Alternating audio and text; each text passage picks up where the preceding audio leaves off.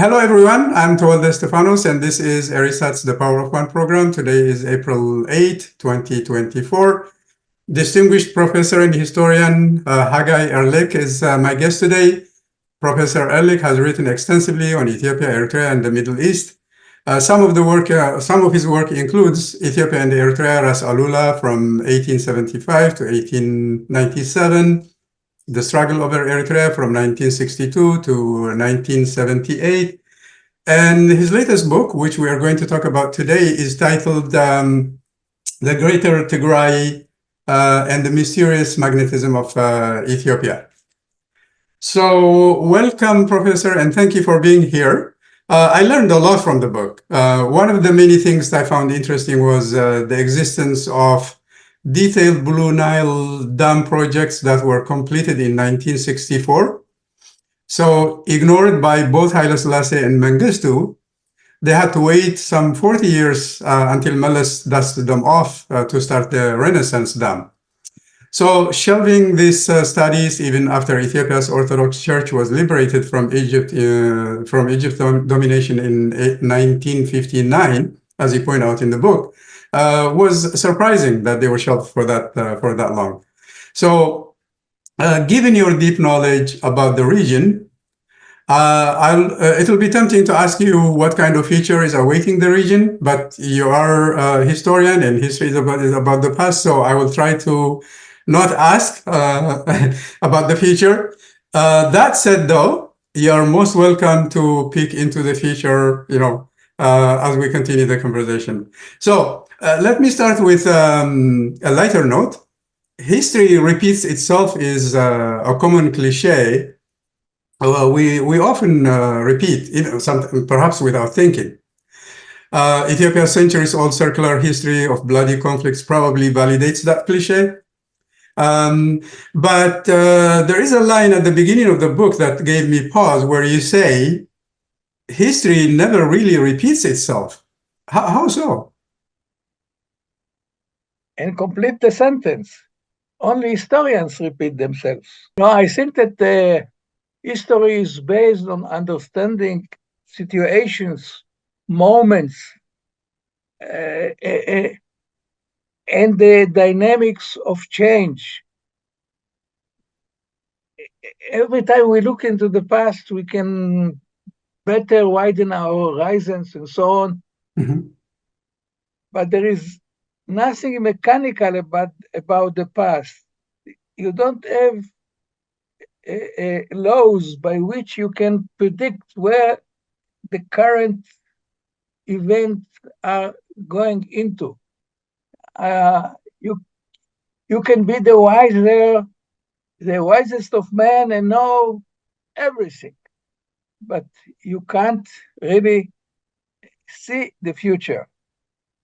I myself, I try to avoid the trappings of predicting. Mm-hmm. And whenever I did, I was right only 50%. Yeah. The reason why it gave me pause was, as you state even in the book, the players change, but the events more or less stay the same. The power plays, the intrigues more or less stay the same. The other thing you say at the beginning of the book is you quote the Italian philosopher Benedetto Croce, that all history is contemporary history. But then you say, you refrain from writing on contemporary affairs yourself. I think there is a lesson to be learned here. So what are you warning us against? Contemporary situation gives you new perspectives on the past. The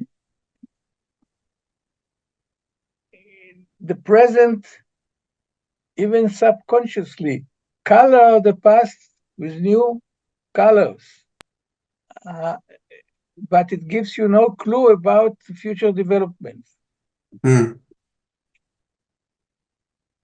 If you are a liberal, then you can look back at the Roman Empire and see what you see, and then someone else who is, say, a fascist, God forbid, looks back and see different things.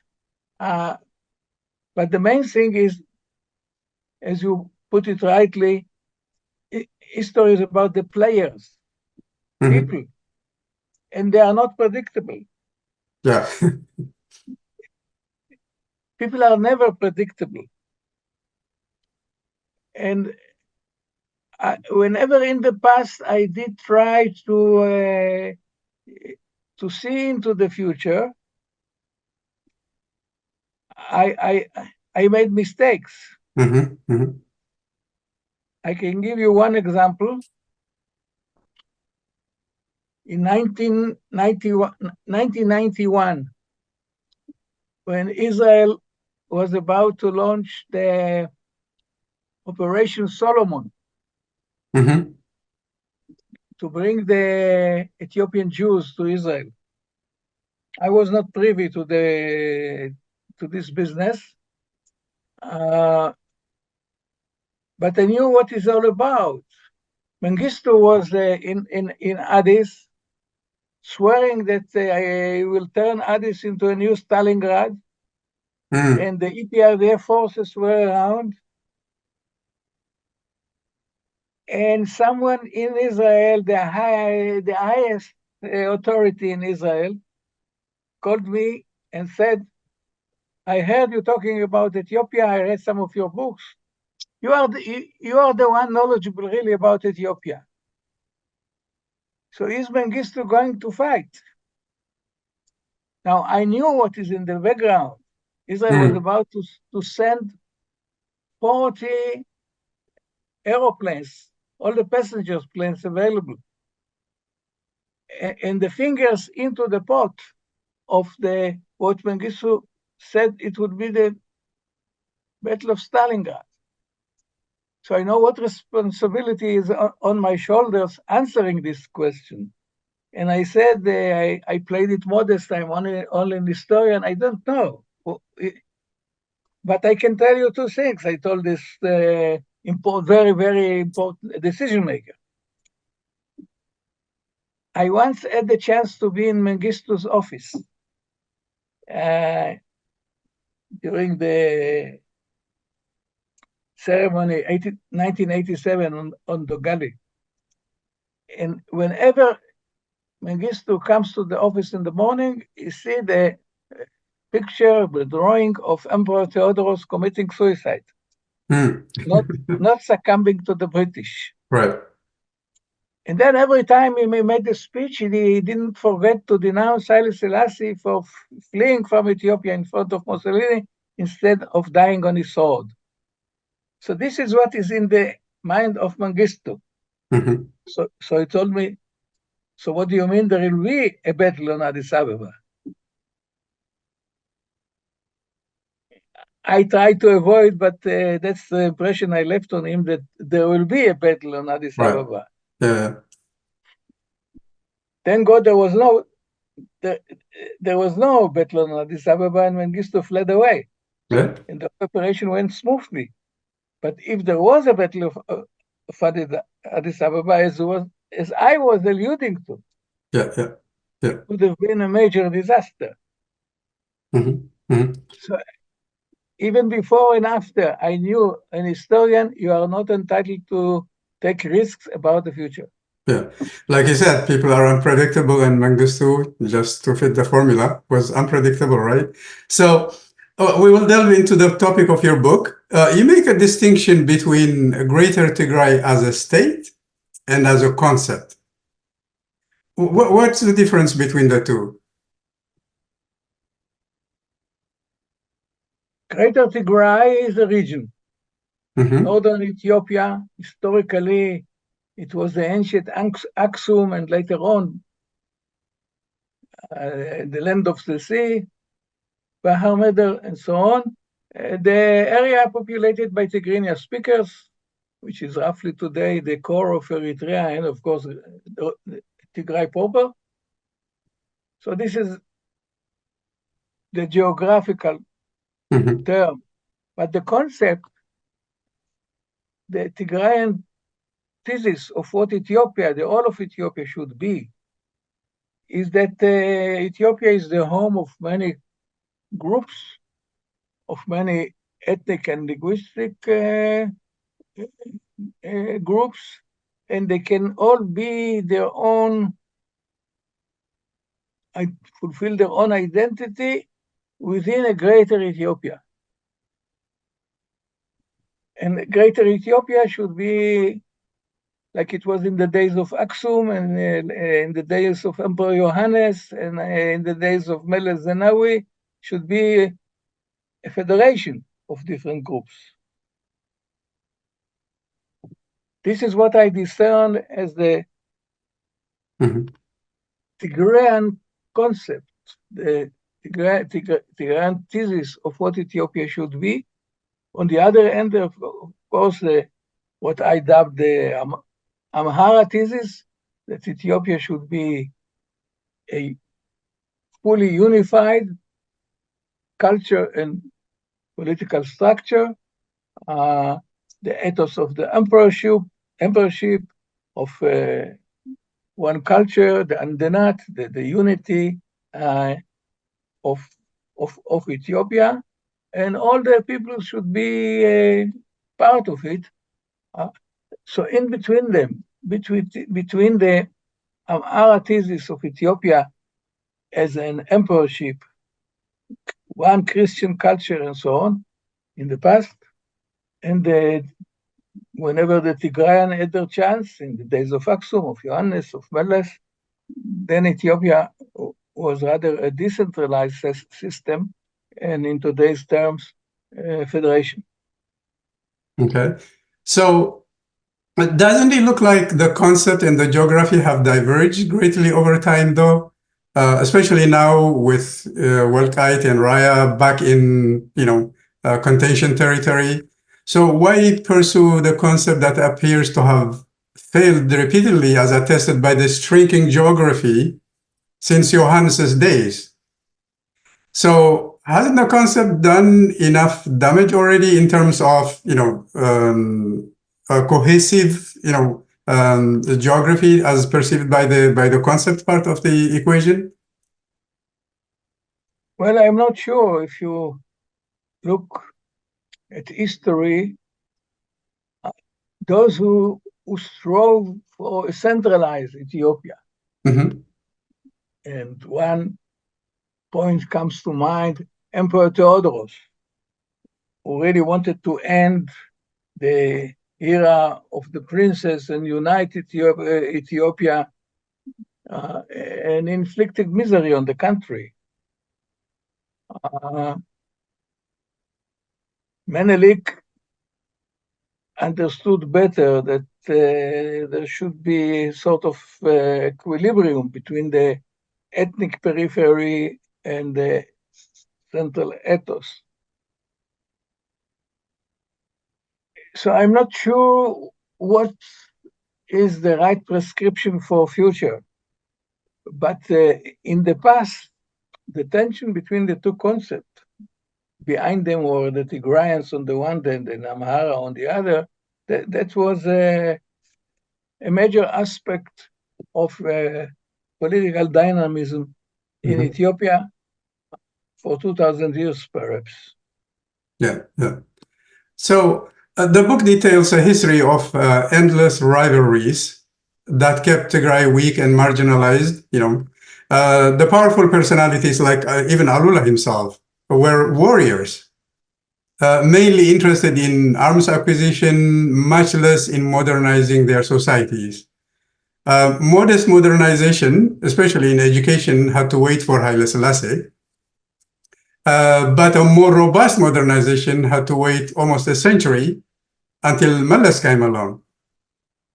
However, it appears the ethnic-based federalism implemented by Meles's EPRDF is ungluing Ethiopia at the moment.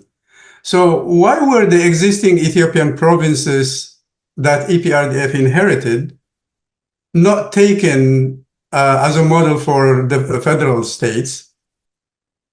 Even Johannes' version of federation some 100 years ago was based on region, not on ethnic-based federalism.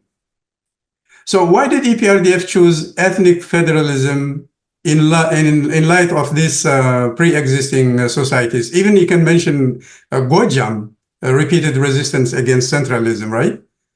So how do you think it has worked, this ethnic federalism has worked so far? And how will this impact Ethiopia's future? This is the future part that I would like you to indulge, but not necessarily go into. So, bottom line, why did they choose the the ethnic-based federalism instead of the existing provinces, or even follow Johannes's model of, federalism? Well, it was not an academic seminar. You can choose that or you can choose that. The reality of the development was that all those who opposed Mengistu's dictatorship got organized in the periphery along ethnic lines. You had the Tigrayan Liberation Front and the Oromo Liberation Front and the Somali Liberation Front and the Afar Liberation Front and so on and so on, reflecting what is indeed, the fact that ethnicity is a major element of civil society in Ethiopia. People identify by the language, by the ethnic traditions and so on. So it was really natural for the TPLF or the EPRDF to adopt the structure of ethnicity. It was the reality. Even if they wanted to say let's reorganize it along regional logic. You had the Oromo Liberation Fronts and all the liberation fronts, especially the EPLF, the Eritrean People Liberation Front, that they were even more powerful. So that was reading the reality, compromising with it, and also in a way continuing the Tigrayan historical self-perception that they are an ethnic group, different language and so on. Just in passing, it can also be said that Haile Selassie missed the same opportunity with Eritrea. Instead of dissolving Eritrea's federal status, he could have extended the federation to the other 13 provinces, but that's not what happened, and that's not history, so we'll move on. Let Go ahead. Comment. Sure. Haile Selassie was really committed to one Ethiopia, united Ethiopia. Not compromising on the federation with Eritrea was his biggest mistake, for sure. There were others like Ras Asrate Kassa. Amara to the full, aristocrat and so on, who understood that the only way that the old system, the old regime can survive is to compromise with the periphery. But Haile Selassie would not hear any of that. One thing Haile Selassie understood, yes, in this context, that in Tigray, you cannot apply the centralizing ethos to the full. He understood and compromised with the fact that the house of Johannes should administer Tigray. When I came first in 1970, 71, 72 to Tigray, it was still Ras Mangasha Siyum, great grandson of Johannes, who was the governor of Tigray. Menelik also understood it, that with Tigray you should compromise. After the Battle of Adwa, he tried to install Ras Makonnen, his right arm, in Makalle. That was 1897. Ras Makonnen was the strongest man in Ethiopia after Menelik. He In fact, he was the man who behind the logistics of the Adwa victory, and he put in Makalle to be the governor of Tigray. But after a year or so, Mekonnen said, no, I'm going back to Addis Ababa. I don't want anything to do with Tigray. And the house of Johannes was reinstalled in Makalle and in Adwa and in Tigray. And in fact, Tigray remains semi-independent. After Johannes, after Adwa, to 1974, in a way until now. Yeah. The book identifies Eritrean Tigrinya speakers as Tigrayans. And I'll push back against the thesis of the book here. I was born in Eritrea, and I never referred to myself as Tigrayan. I don't remember anyone calling me Tigrayan, and I never heard, people referring to each other as Tigrayans. So why does the book refer to people like me as Eritrean Tigrayans? Hasn't that train left the station about over a century ago? In a way, you are right. By the way, your mother tongue is Tigrinya, no? Yes. Here we have a case in which the dynamism of history really redefines identity. The people of Eritrea, separated from Greater Tigray by the Italians in 1880s, and already having the local identity as the Hamasen people and so on, they underwent different history than the people of Tigray proper. They were colonized by the Italians, later by the British, and developed their own political modernization and movement, were the pioneers, in fact, of the greater Ethiopia, so to speak, in adopting modern concepts such as the liberation fronts and so on, and developed modern Eritrean nationalism, no doubt about that.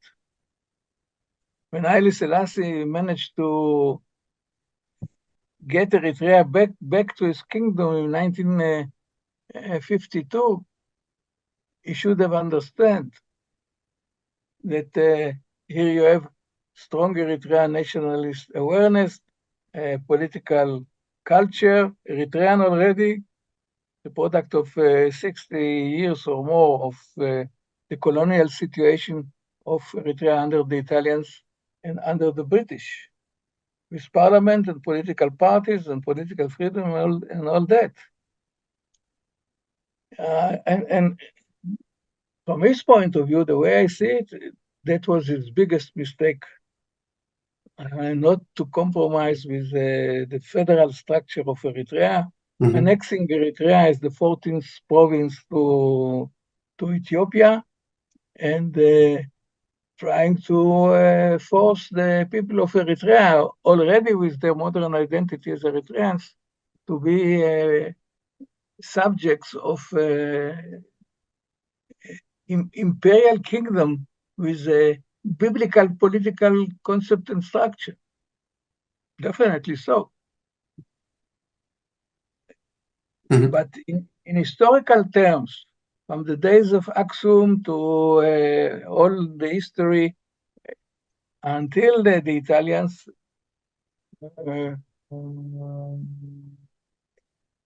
the core region of Eritrea, by the name Eritrea was first depicted by the Italians in 1890. Yeah. But you have 2,000 years of history before that. So no doubt today the people of Eritrea are Eritreans. It's a universal story all over the world that modern states created, part of it by imperialism, molded a new set of modern identities. not only from above, but from below, to resist the Italians and the Eritreans adopted Liberation Front's modern concept of political organization. But the process of creating modern identities is true all over.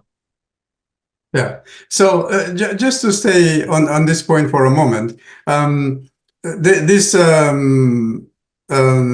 tendency to identify Eritrean Tigrinya speakers as Tigrayans has its proponents even to this day. So you met Meles, on many occasions, I think. Did you ever hear him refer to Eritreans as Tigrayans? Well, hardly. I presented the case that the TPLF was born inspired by the EPLF. Yeah. The whole concept of Liberation Front and how to get organized and all that. And there were rumors, I don't know until today if they are right, that Meles himself and Isaias Afwerki are family relatives. It's the same family, no? But Meles would not hear any of it. He was, no. Eritreans are Eritreans. That's why first thing we did was to recognize the separateness of Eritrea. If one day they would like to unite, he said, I wouldn't resist it, but Ethiopia is Ethiopia, Eritrea is in Eritrea.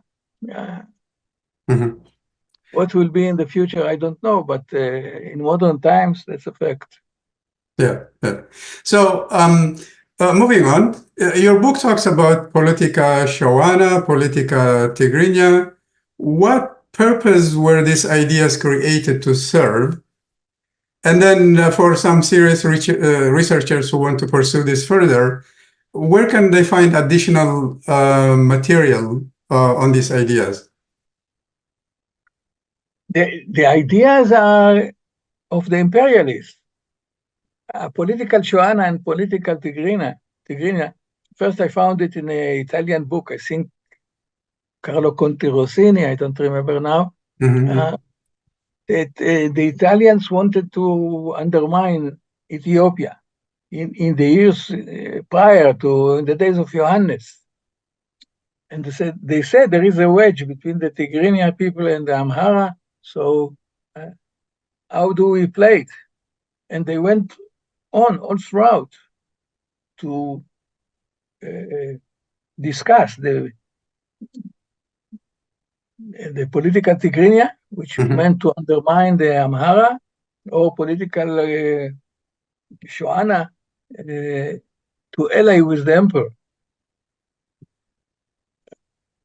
And then the British, for their purposes, as of 1941, when they liberated the region from the Italians and had their idea about Eritrea being part of their empire and annexed Tigray, as the Italians had done, to a greater Eritrea under their auspices. So they also adopted this term of political Tigrinya.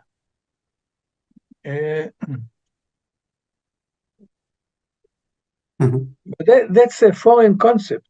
That what politics to adopt in trying to undermine Ethiopia. But I'm talking about when we talked about the Tigrayan thesis and the Amhara thesis, those are ideas stemming from the people themselves. It's a sobering book in a way. It's a story full of failed imaginations and missed opportunities. It exposes an arrogant and stubborn warrior culture that did not hesitate to collaborate with the Italians or the British to get arms to gain temporary advantage. And they switched sides just as fast to maximize power for power's sake, according to my reading of the book anyway. At least Meles had the good sense to declare poverty as the number one enemy of the people and acted on it and made some progress, I think. So what advice do you have for Ethiopians and Eritreans to imagine a better future, to break this circular history, to honor the past, of course, but to also strive for a better today and tomorrow? Well, you're right. People who read my literature, my interpretation of history all throughout, they say those Ethiopians, they quarrel with each other and undermine each other. But that's true, as I'm not afraid to reconstruct chapters that kind, including Ras Alula, the big Ethiopian patriot, also at a certain moment cooperated with the Italians who tried to against Menelik. Or Johannes himself cooperated with the British against Theodorus. But I think it's because, or mainly, because the people of Ethiopia, of greater Ethiopia, including Eritrea before, they were lucky and fortunate to be independent,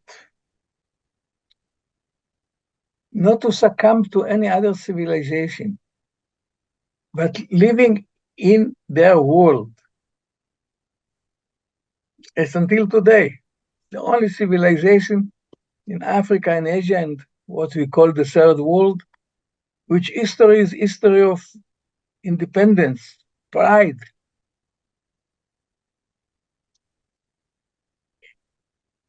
And out of this confidence that you can quarrel, you can do everything, the phalanges are something to use in your internal conflicts.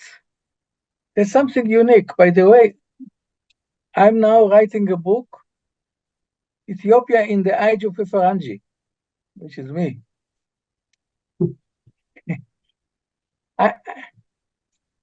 I was before, or even now, also an historian of Egypt and the Arab societies.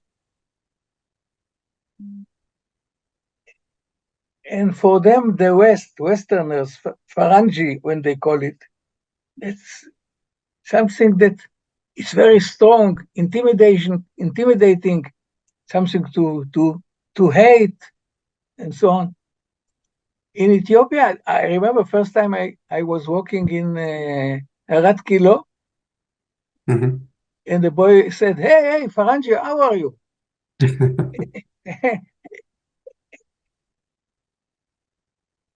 And there was a sense of equality, of self-confidence. Phalange is something very curious. It's not, if when I walked in Egypt, no one would say, hey, Phalange, how are you? It's a different thing. So for say, Johannes collaborating with Napier, who invaded Ethiopia to topple Theodorus. There were no complex about it. The British were useful, they gave him arms, okay. Yeah. When Ras Alula collaborated with Gandolfi, the administrator of Eritrea, against Menelik, no problem. It's also, it's stemming from a sort of self-confidence that the people of Ethiopia had as a result of 2,000 years of independence. And it is until today. Well, it's a curious way to put it. I mean, self-confidence, yeah, there is that because they defeated the Italians, right? So there is that. But why is that self-confidence not transforming into collaboration to solve, common problems like Millet tried to do with poverty, which is a common problem? So at times, the petty competitiveness seemed to be much bigger than addressing the task at hand, poverty, backwardness, lack of modernization. So basically, my last question was to see what advice do you have for Ethiopians is there a way to change the paradigm to think differently than before? No lecture from an outsider will change anything. But I don't think it's only the story of Ethiopia. Look, Yeah. I was dealing with the Arab Islamic world also throughout their history, and what they do to each other today is even worse than what Ethiopians are doing to themselves. I look at my country, Israel. We are also into this quagmire of internal rivalries and envies and jealousies, undermining our modernization. It's all over the world in different shapes. Yeah.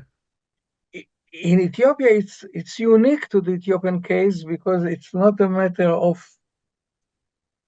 coming to another civilization. It's borrowing from yourself in order to learn a lesson how to behave. Yeah. But it's there in the very fundamentals. I am not against borrowing from the past and be inspired by tradition. It's better to be free and confident than to lose your identity and being conquered by others. Oh yeah. Right. When I learned Haile Selassie and Menelik, they had the deep sense that they belong to 2,000 years. They can borrow from the West whatever useful for their interests. Nothing was forced on them in the shape of foreign conquest.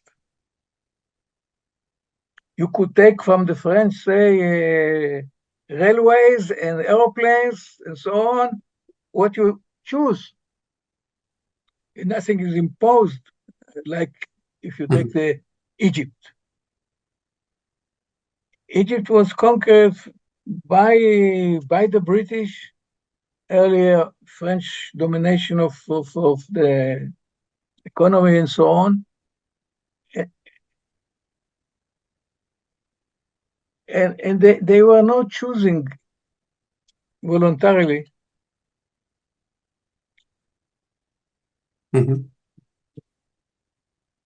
They were coerced to change in the shape of the enemy.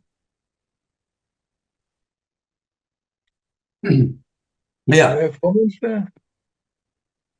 Right. So I think we're coming to the end of our conversation, but I want to ask you about Tedros. He was an interesting character. I think he was the only one who challenged the church. Of course, it didn't work out well for him.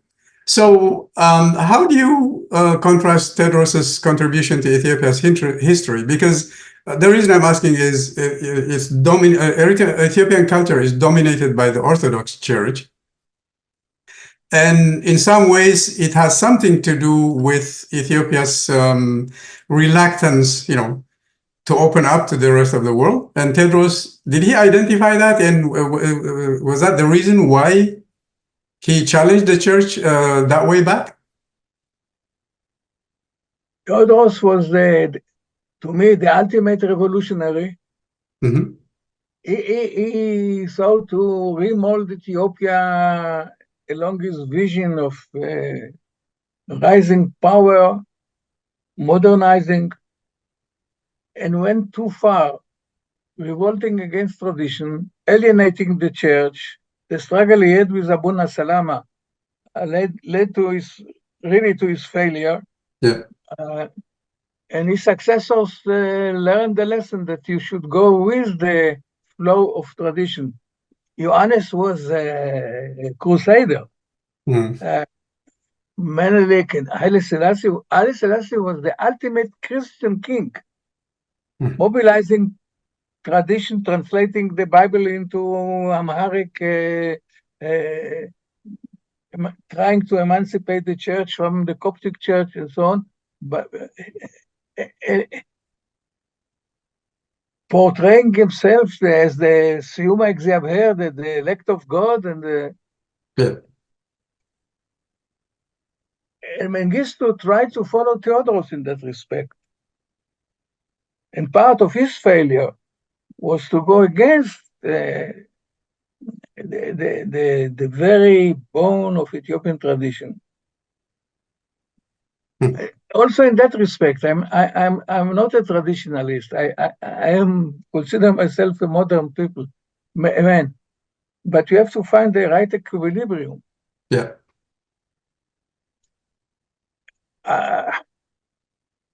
I came time and again to Ethiopia, last time 3 years ago, and I could see what the time of Mengistu alienating the church, in that respect also the Muslims.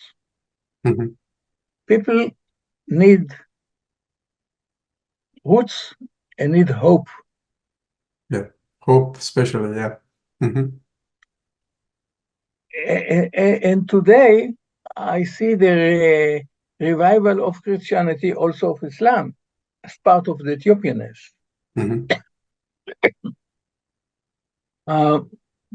But Theodoros, coming back to your point, Theodoros, he failed to understand his own people and failed to understand the bigger world. Yeah. He naively thought that since he is Ethiopian and Christian, the British will be coming for him and allow him to fight the Islam and Muslims, while the British policy was to keep the Ottoman Empire alive against the Russians. Yeah. So finally, Professor, the subtitle of the book is about Ethiopia's mysterious magnetism. Today, however, that magnet appears to be weakening, if not repelling already. And you finish the book with a question on whether or not this magnetism will hold. So is that a hint that there is another book in the making in addition to the one you mentioned earlier? When the future would become history, maybe I'll have the energy to address it. Yeah. But you're right.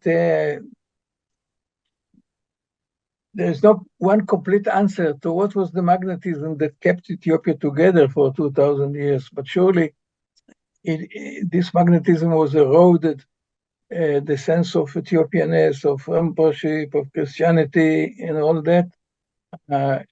What was left of it was demolished in the time of Mengistu. And